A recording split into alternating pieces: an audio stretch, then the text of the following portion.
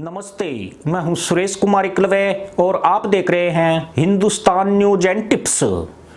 भारत के बार बार विरोध करने के बावजूद भी पाकिस्तान की लालची निगाहें गिलगिट बाल्टिस्तान पर बनी हुई है। लगता यूं है कि भारत की चेतावनियों का उसके ऊपर कोई असर नहीं हो रहा है। उसे लगता है कि भारत सिर्फ हवा में तीर छोड़ रहा है और गुलाम कश्मीर में उसका कुछ भी नहीं उखाड़ सकता है। इससे पाकिस्तान के हौसले लगातार बढ़ते जा रहे हैं। यही वजह है कि उसने एक कदम आगे बढ़ाते हुए सामरिक रूप से महत्वपूर्ण क्षेत्र गिलगिट बाल्टिस्तान को अस्थायी प्रांत का दर्जा देने की तैयारी कर ली है। भारत मदरसा पैदाइश को कई बार आगाह कर चुका है कि गिलगिट बाल्टिस्तान समेत जम्मू कश्मीर तथा लद्दाख का पूरा केंद्र शासित क्षेत्र भारत का अखंड हिस्सा है। भारत का मानना है कि पाकिस्तान सरकार या उसकी न्यायपालिका का अवैध रूप से या जबरन कब्जा किए गए स्थानों पर कोई अधिकार नहीं है। पाक मीडिया की रिपोर्ट के मुताबिक इमरान सरकार ने जीबी में बदलाव की मुकम्मल तैयारी कर ली है। कानून एवं न्याय मंत्रालय के प्रस्तावित कानून के तहत गिलगिट बाल्टिस्तान की सर्वोच्च अपीलीय अदालत समाप्त की जा सकती है, यानी अब तमाम फैसले पाकिस्तान सुप्रीम कोर्ट के अधीन आ जाएंगे। साथ ही क्षेत्र के निर्वाचन आयोग का पाकिस्तान के निर्वाचन आयोग में विलय किया जाएगा। इसके लिए पाकिस्तान के विधि मंत्रालय ने 26वें संवैधानिक मसौदे को तैयार किया है और इसे प्रधानमंत्री इमरान खान को सौंप दिया है। गौरतलब है कि चीन के कर्ज में दबा पाकिस्तान इस समय तानाशाह शी जिनपिंग के गुस्से का सामना कर रहा है। खैबर पख्तूनख्वा में चीनी इंजीनियरों की हत्या के बाद शी जिनपिंग पाकिस्तान से नाराज चल रहे हैं। इमरान सरकार चीन को खुश करने के लिए सारे दांव पेच का इस्तेमाल कर रही है। जीबी एक ऐसा क्षेत्र है जहां चीन की कई परियोजनाएं शुरू होनी है, मगर इसके विवादित क्षेत्र होने के चलते उन पर काम आगे नहीं बढ़ पा रहा है।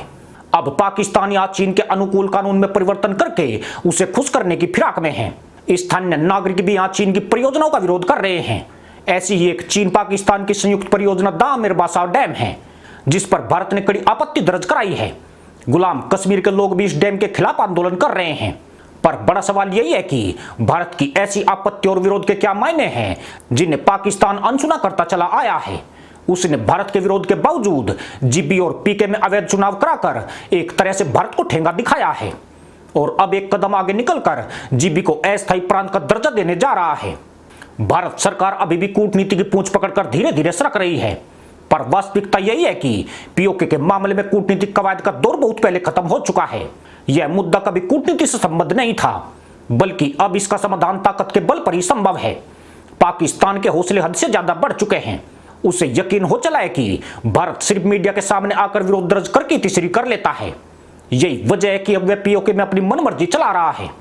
पर लगता यूं है कि भारत की मोदी सरकार भी ज्यादा दिन विरोध आपत्ति के रास्ते पर नहीं चल सकती है, क्योंकि भारत की जनता भी ऐसी विरोध आपत्ति की कूटनीति से तंग आ चुकी है।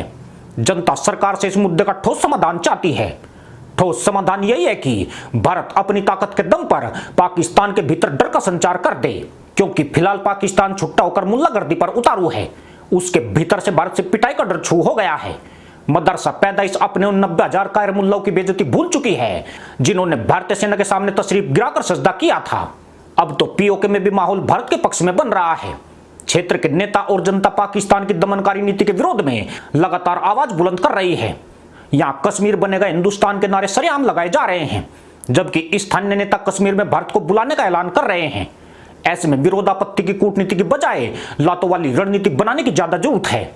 यूं भी थल सेना प्रमुख जनरल एमएम नरवणे कह चुके हैं कि अगर सरकार से आदेश मिले तो वे पीओके को अखंड भारत में जोड़ने की कार्रवाई करने को तैयार हैं। पर इसके बावजूद भी सरकार की उदासीनता कई सवाल खड़े करती है। एक सवाल तो यही है कि क्या पीओके सिर्फ बयानबाजी वाला मुद्दा बन गया है या फिर सरकार इसको लेकर हकीकत में ही गंभीर है। अगर गंभीर है तो फिर बयानबाजी क्यों हो रही है, कोई ठोस कार्रवाई क्यों नहीं होती है। इसी के साथ अनुमति दोस्तों, जय जवान जय किसान जय हिंद वंदे मातरम।